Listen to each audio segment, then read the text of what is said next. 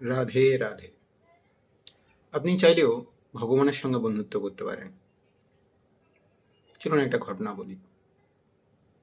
একদিন এক ভদ্রলোক ভগবান বিষ্ণু মন্দিরে গেলেন পুজো দেওয়ার জন্য।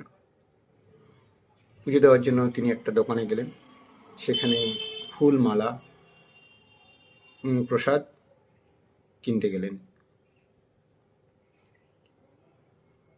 কেনার সময় তিনি দেখতে পেলেন যে দোকানের বাইরে রোদের মধ্যে একটা ছোট্ট বাচ্চা কিছু ফুলমালা নিয়ে দাঁড়িয়ে আছে, এবং দেখলেন যে বাচ্চার পায়ে জুতো নেই। প্রচণ্ড গরমে সে ওই রাস্তার উপরে দাঁড়াতে পারছে না। কখনো এক পায়ে দাঁড়ায়, এক পা তোলে, আর এক পায়ে দাঁড়ায়, আবার এক পা তোলে, আর এক পায়ে দাঁড়ায়। প্রচণ্ড কষ্টের মধ্যে দিয়েও সে দাঁড়িয়ে দাঁড়িয়ে ওই ফুলগুলো বিক্রি করার চেষ্টা করছিল। ভদ্রলোকের দেখে জিনিসটা খুব মনে লাগে। তিনি ভাবেন যে তিনি ভাবলেন, ঠিক আছে, জুতো দোকানে গিয়ে এর জন্য দুটো জুতো কিনে দিই। ভদ্রলোক দোকানে গেলেন, জুতো কিনে আনলেন এবং ওই ছেলেটাকে পরিয়ে দিলেন। ছেলেটা জুতো পেয়ে আনন্দে ওই ভদ্রলোককে জড়িয়ে ধরলেন, জড়িয়ে বললেন, আপনি ভগবান বিষ্ণু না? ভদ্রলোক বললেন, না, আমি কেন বিষ্ণু হতে যাব?